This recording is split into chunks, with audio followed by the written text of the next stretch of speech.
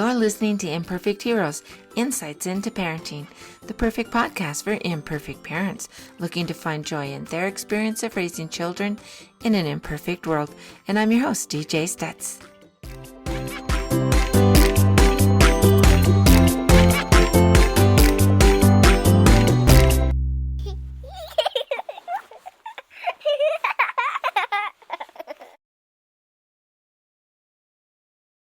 Hey everyone, thank you so much for choosing to spend the next few minutes with us here at Imperfect Heroes, Insights into Parenting. And today we have such a wonderful topic. We're in this wonderful holiday season, and we thought this month we wanted to focus on spirituality in the home. And what does that mean to us as parents? What does that mean to us as a family, to our children, to our grandchildren, quite honestly? And how spirituality will mean different things to different families. And in fact, different people within the family will have a different attitude towards spirituality. How do we make all of that come together? And how do we make that benefit for our kids? So before we get started, though, with our amazing guests, so Kristina and Herb Heagh-Avritt, I just wanted to remind everyone of two things. Number one, this book, Roman is Bigger, is definitely a great Christmas present. It's about a little boy who has very big feelings and is trying to find the right vocabulary to express, because being mad is different than being frustrated or being angry. And so he's learning about the differences between these words and how that applies to him and his feelings. It's a fun little book, great Christmas present. All right, so let's get going on this amazing topic that we have. And so, Kristina and Herb, first off, just talk to us a little bit about you and your family, what you do, what you provide to people.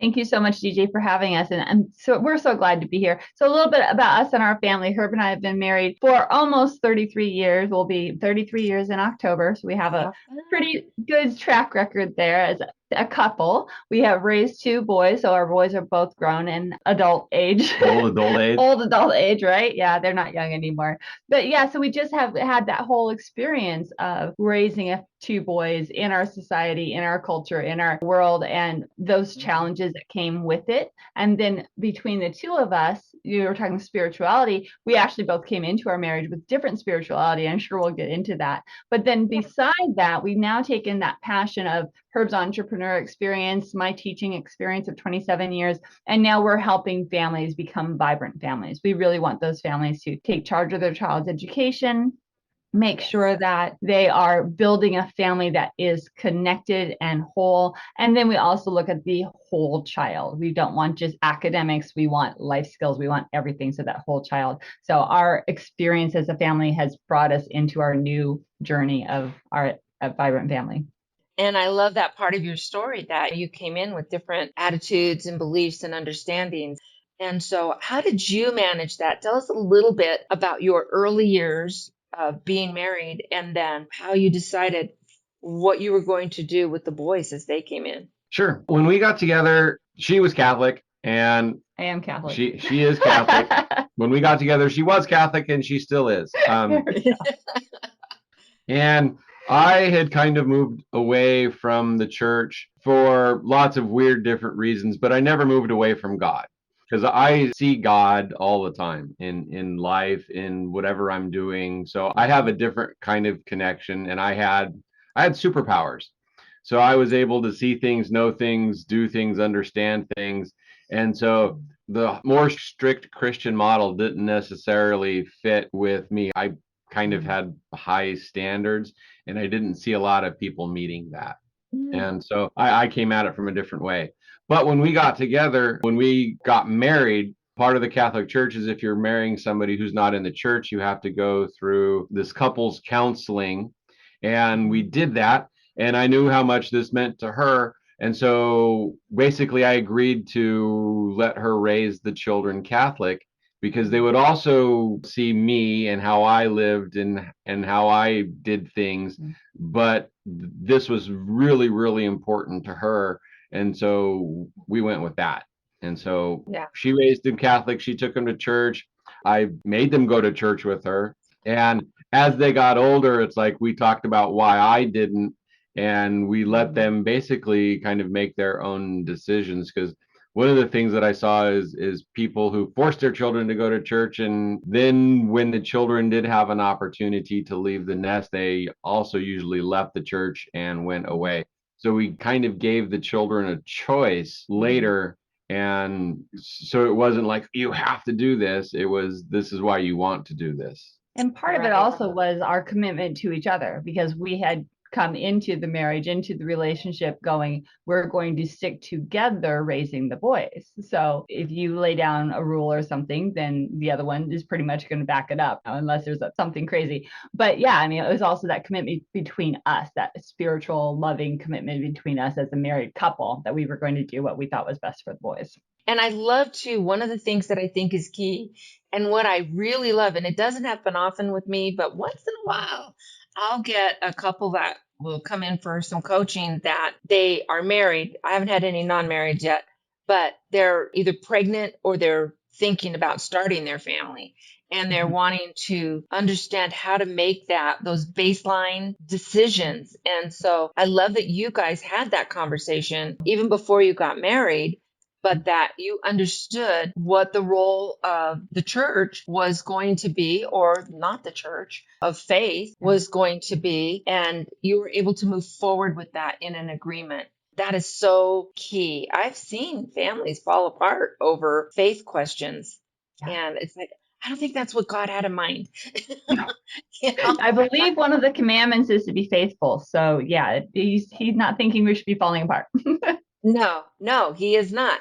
And so I love that you guys really sat down and thought about that. And that's one of the things that I would really encourage anybody who's listening who doesn't have kids, although I don't think I have very many listeners that don't.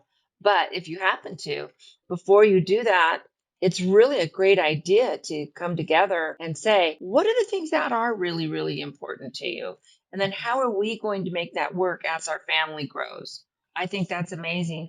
One of the first things that I do when I have coaching, when I start coaching a new family, week one, their homework assignment is always talk with each other about what your values are and then write them down. And then the next week when we come back together, we're going to talk about, were there anything that's different, things that are the same?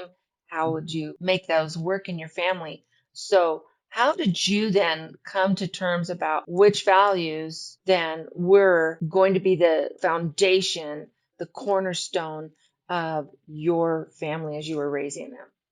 Well, I think that we actually got there naturally, and I'm going to kind of go into a little psychology here. So, in the MBTI, the Myers-Briggs Type Index, we are both INFJs. And so the fact that we found each other is actually pretty incredible. And an INFJ is introverted, intuitive personality type. And we have a deeper connection to an underlying source, as you will. So our commitments that we make are huge, and the way we interact with people. So our underlying moral, ethical structure is a lot more complete. It's not so variable, would be a good way to put it. Okay. Loyalty is huge. Once you've Huge. made that connection with us, we are super loyal. You have to do a lot to be able to break that loyalty, right? And so that was something that came through with the two of us very, very quickly. Yeah, and it's difficult for me to understand a lot of other personality types, even though it's part of what I do is understand them. But the reason I try and understand is I go into curiosity, because a lot of what they do doesn't make sense. From like a core standpoint, is like, if once you know God and you can't not know that anymore, and you understand some of these underlying principles of how the universe works, then it's like you don't do that stuff. You just don't. And so we both come from that kind of a place. So we have a connection that is like, oh yeah, you just don't do that. And So honesty, integrity, all of those things were very important to both of us. So like you said, we just kind of naturally built that into our family life as well. That loyalty was part of it as well, not only faith-wise, but family-wise.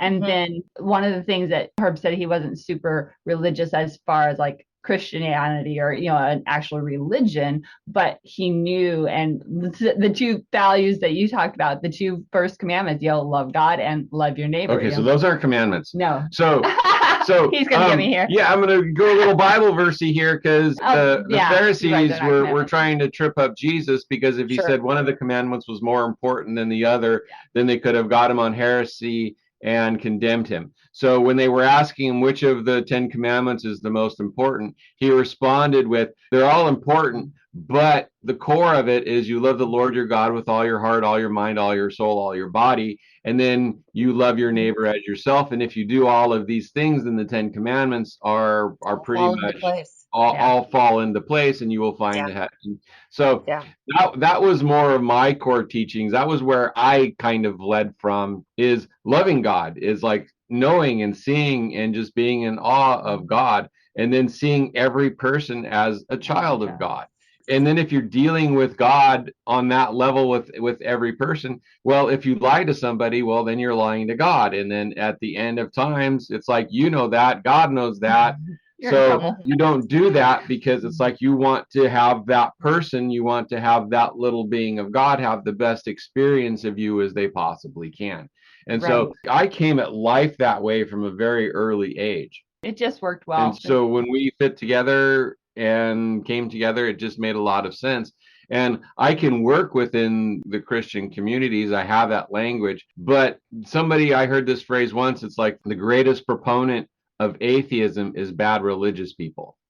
And so I also, the way I looked at things, it's like the Roman Catholic Church has done more awful things throughout history than any organization like ever. They've destroyed civilizations. They've killed massive amounts of people. So the bad religious people took me away from the religion, but I never lost my connection to God.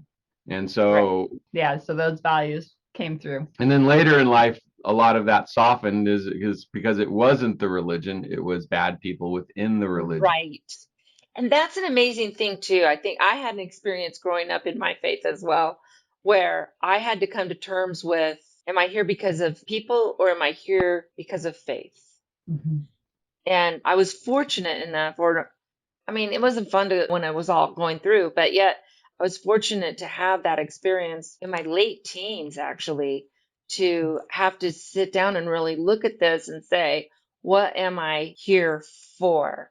And then moving forward with that. And so ever since then, people can be turds, and that, but that so that's actually one of the 10 commandments that people actually misinterpret. Don't be a turd. Like, no, the don't take the Lord's name in vain. Most people think of that as swearing. You don't curse, you don't swear. But taking the Lord's name in vain is someone doing something as like, hey, I have the authority of God, this is what God wants, and then trying to impose that on other people. So that bad religious people is taking the Lord's name in vain. Oh, I'm doing this because God wants me to, or because I think that God wants that.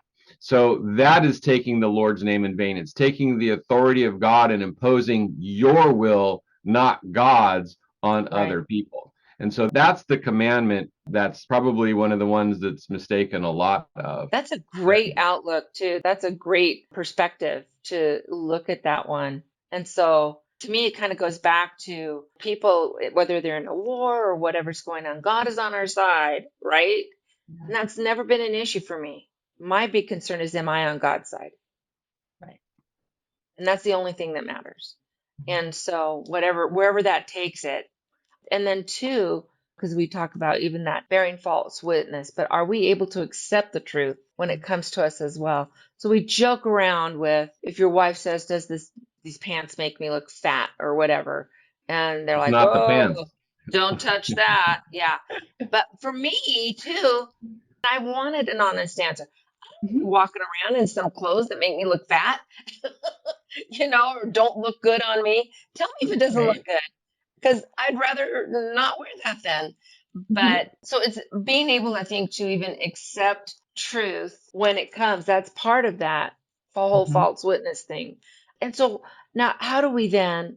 We've got these little amazing gifts that are in our lives. And so how then do we start to teach these important principles to them as they're growing?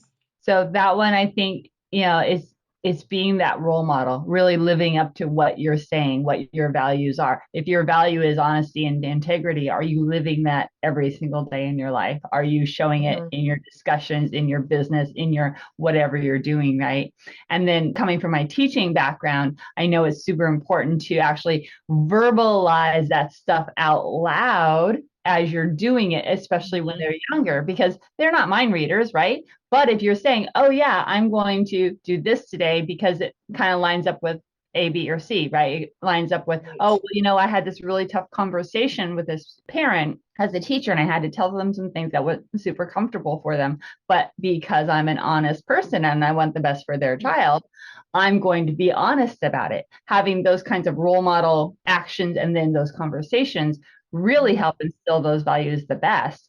But then I think something that we actually failed to do, which I really wish we would have now, would be to have family meetings, family gatherings where you talk That's one of my key things. right how things are going with the value, and looking at the values, and not that the values change per se, but the focus as the children grow probably change a little bit. So you still have your core values, but early on you really want to get the honesty value in there. Later you want to maybe get the compassion value in there, so they don't change, but they kind of morph and grow with the kids. Yeah, we really messed up one of these. Is so we modeled it very well, but we didn't talk about it very well.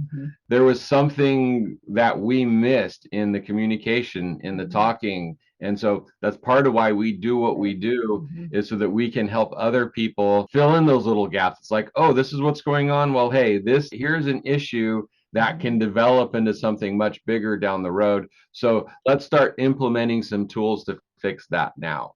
And we completely missed that. Everybody thought we had things going really well, and then it just blew up. Yeah.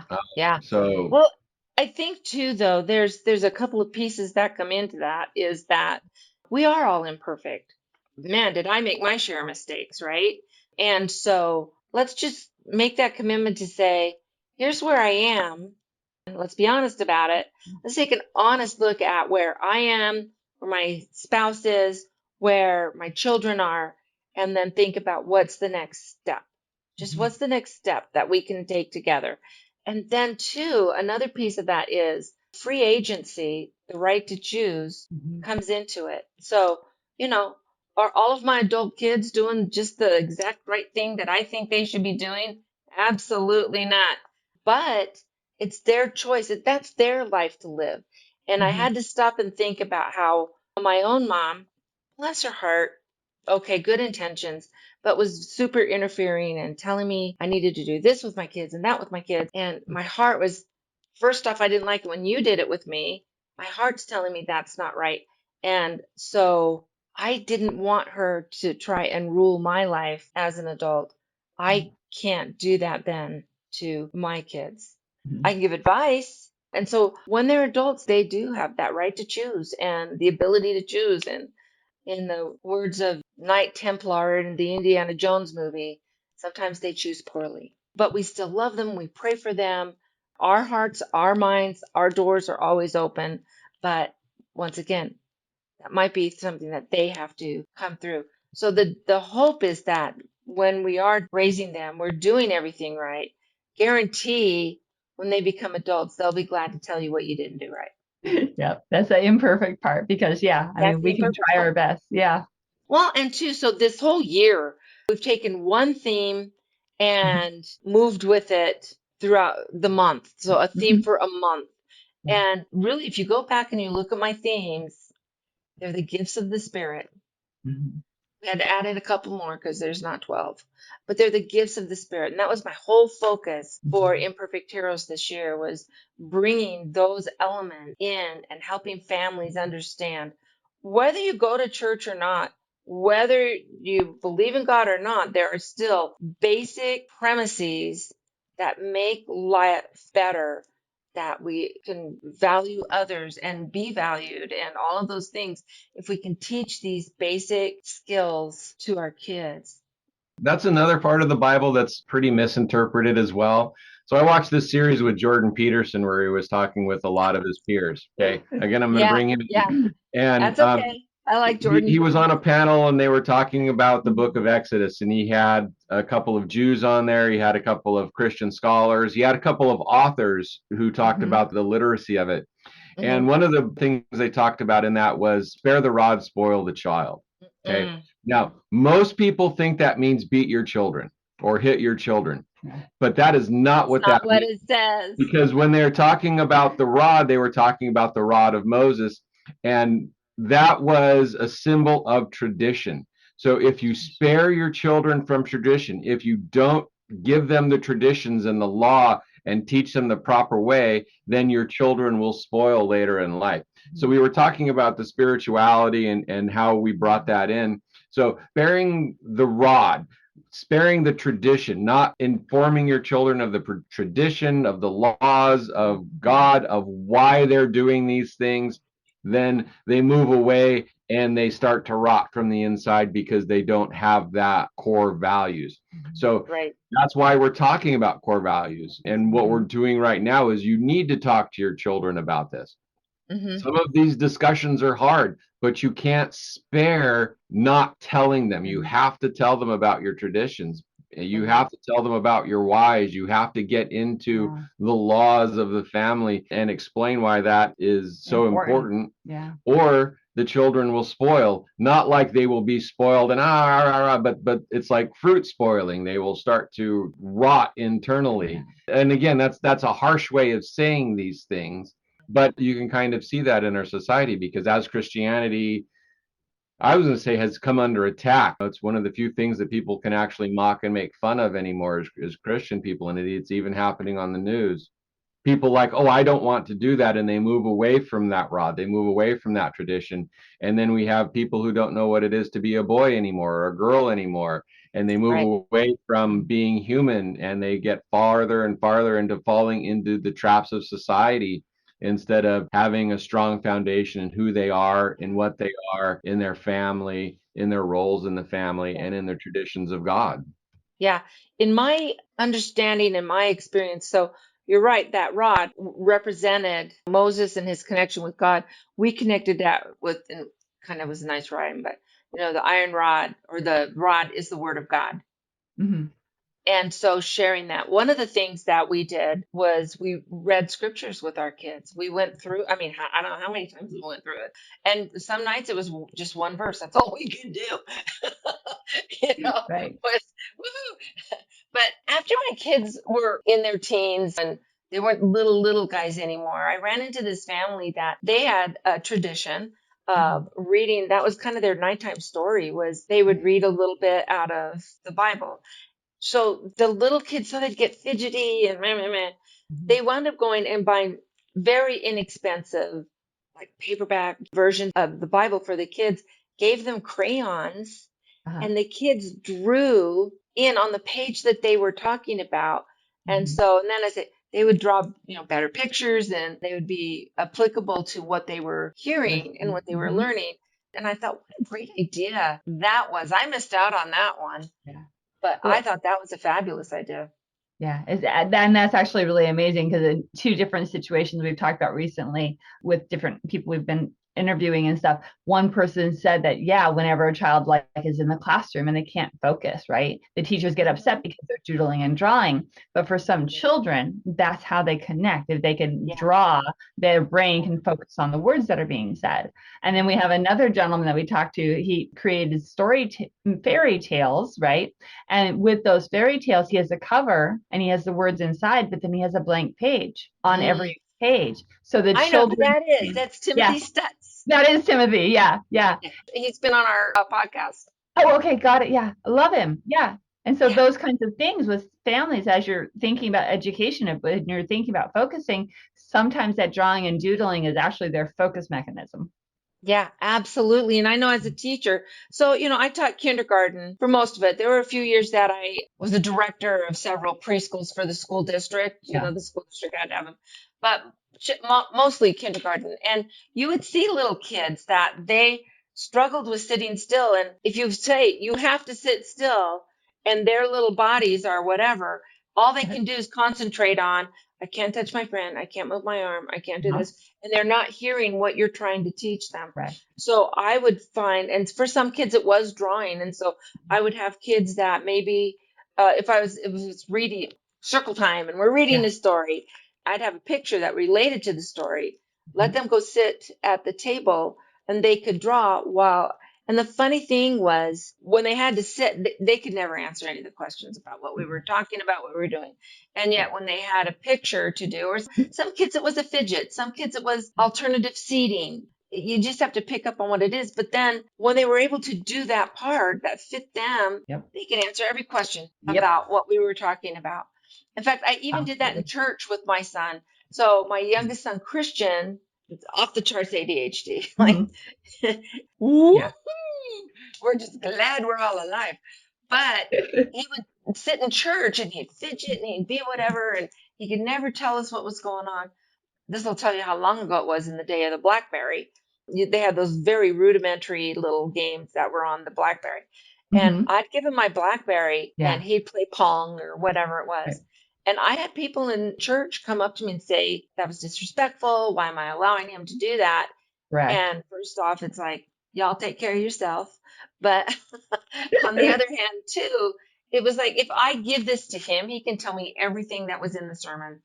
He can Right. tell me if he doesn't have it and he's just having to concentrate on having to sit still and not move, he couldn't Yeah. tell me anything that was going on. Yeah. And so being open to how our children experience Mm-hmm. faith, how do Right. they experience God? How do they experience us coming together to read the scriptures together or to pray together? We did that every night and in the morning before they headed off to school. Yeah. And so, what is their experience? And then let's help feed that into how they learn. So, it works in school and it works in church and it works in our home. Right. Absolutely. And that's it. Take your beliefs, your spirituality, your religion, make sure that you're following, of course, the precepts of whatever you're following, but at the same Right. time, make sure it fits your family and helps your children understand. Don't just impose it on them, help them understand it. Yeah, I would sit in the back of the classroom and read books. And the teachers would get mad that I was reading a book. So they would call on me and ask me questions trying to embarrass me. And I would answer all of their questions, sometimes more thoroughly than the people who were sitting there doing Taking everything notes. right. And Mhm. basically, I kind of scared most of my teachers. So they usually just left me alone and left me in the back of the classroom because I was that smart kid that if I sat there and paid attention, it's like I didn't do well at all. Like Mhm. taking dictation, I couldn't write very well. That was awful for me. But when they would just start teaching about stuff and I would sit in the back and I would Mhm. hear what they were saying while I was reading my own book, then yeah, I got whatever I needed. Right. And you did well with that. And Yeah. so I think helping our children succeed in church, it's funny. My oldest daughter, she's not a real churchy kiddo, but it was funny because she said, you always made us go to church. I was like, Mhm. well, we always just went to church. And she goes, well, I didn't always want to go. I said, you never said a word to me. You never told me that. And she goes, well, because I knew that's what we do. Exactly, right? Yeah, okay. If it was that big a problem, I'm sure you would have said something to me, but she was not a shy child, let me just tell you that. But she never pushed that boundary. That was a boundary she never did push. And so now it's not her bag, it's not her cup of tea as she's raising her own family, but that was part of us. And that actually I took that kind of as a compliment with all the things she pushed me on Yeah, exactly. constantly, right? She was one of those teenagers. And I mean, and she didn't get into big trouble in school or anything. It wasn't, just silly things. But that was the one thing that she never pushed me on. And she could have. And I'd have had to respond to it. And we'd have to figure something out. And what are we going to do Yeah. with this? But she said, I always knew that was just what we do. Yeah. That actually is kind of funny because in that thing that I was talking about with Jordan Peterson, Dennis Prager was one of the people on that Oh, yeah, I love in Dennis. that panel. And Dennis Prager says when he was in school in his Jewish school one time, and it was time to pray, he like told his teachers like, I don't want to pray. And the teacher basically said, yeah, so it's time to pray. This is how we do things. Yeah. This is the rod. So it doesn't matter what you want. When it comes to God, it's what God wants from you. Yeah. And that was such an interesting way to look at that as well. And now that's the way his children are raised. It's like, no, this is how we do things. This is the rod. This is the tradition. And this Yeah. is how we maintain the society that they have. Mm-hmm. And I think too, even when we would do morning prayers or evening prayers with our kids, and they'd be like, "Mom, da, da," I'm like, yeah, get over here, But they never pushed it. I Right. refuse, which they Right. could have done. They could have done that. And you're like, I'm busy. We're Yeah. running late. Okay, well, we better do a quick one then, because Yeah. I don't want to leave without God's grace on us. But they'd never pushed hard. It was just like, okay, mope over. And so I think that there's something in that as you talked earlier about setting the example and Mhm. having those traditions Mhm. that are so important to you. And I think that that's all part of it. It's Mhm. really important. So, what we're coming up on time. I could talk about this forever and ever. I love this conversation. Christine and her, why don't you just share with our followers how to get in touch with you, how to learn more about you and what you've got? Thank you so much, DJ. Yes, exactly. So Vibrant Family Education is the name of our company, and vibrantfamilyeducation.com is how you get a hold of us. Just go right to the website, same exact name, Vibrant Family Education. And right there, you can book with us to talk with us some more. You can see some of our programs. You can find out about our podcast. You can find out about all the things Vibrant Family. And really what we're really trying to do is help people get their families back through education. So we really think that the education system is broken right now. We really encourage parents who can to start homeschooling their children. There's a Mm-hmm. lot of myths around homeschooling, like you don't have enough time, you're not smart enough to be the teacher. Oh, Social. I wasn't good in school. If you weren't good in school, then why do you think your children will be? It's not you, it's the school system.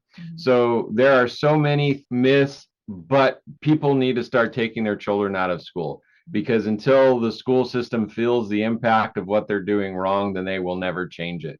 And in the meantime, your children are being left behind. And it takes so much less time and effort than people think it does. And it brings the family back together, because instead of the school trying to push their values, their propaganda, their anti-religious stuff on the children, because they're taking religion out of schools like mad right now, then you can have your family values as part of your education. You Mm-hmm. can use your family values and create your lesson plans that they're still learning, but they're also learning about values, they're learning about traditions, they're learning about important things and how to keep the family together. And it's not just about the ABCs, it's about the whole child, like she talked about earlier. And so I take my 27 years of experience and help families do that, because a lot of them are afraid, oh, I'm going to do it wrong, or I'm going to miss something. And I'm here to help you get through that, support that. Yeah, so we help people get started. We support them through it. We let them know that they can do it. We encourage them, and they become great homeschool parents. And so that's And what there's we. so many resources that are out there to help. I mean, you're really not left alone to try and figure it out. There's so much that's out there and available. And in And sometimes fact, I there's would so much it's say, overwhelming, and we help them narrow it yeah, down to what's important for what's their right for your family. It's family. so very individualized. Yeah, you're so right. And here's DJ's attitude is that whether you're homeschooling or whether your kids are going to public, private, charter, wherever, bottom line is you, mom and dad, are responsible for your child's education. All of these things are only supports to you. And here I am as a retired kindergarten teacher. And in fact, I just recently went back into a school 2 days a week because they were having some problem with some behavior issues with some of their kids. And somehow they found me. And so I'm like, okay, I can only do 2 days, but I can't do more than that. So it is our responsibility to make sure that our kids are getting the right education, whether that is academic, whether that is spiritual, whether that is physical, or even social, emotional, all of those things. The bottom line is those responsibilities lay on us. And all these other things are supports to us in that endeavor. So I love what you're doing and keep going. You're You doing got great. it. Yeah. So I always end with the same question of my guests every time. And the question is, we know that there are no perfect parents, hence imperfect heroes, but some parents do seem to be more successful than others. So how would you describe a successful parent? In our current day and age, a successful parent is really one who communicates and models the values and the important stuff to our kiddos.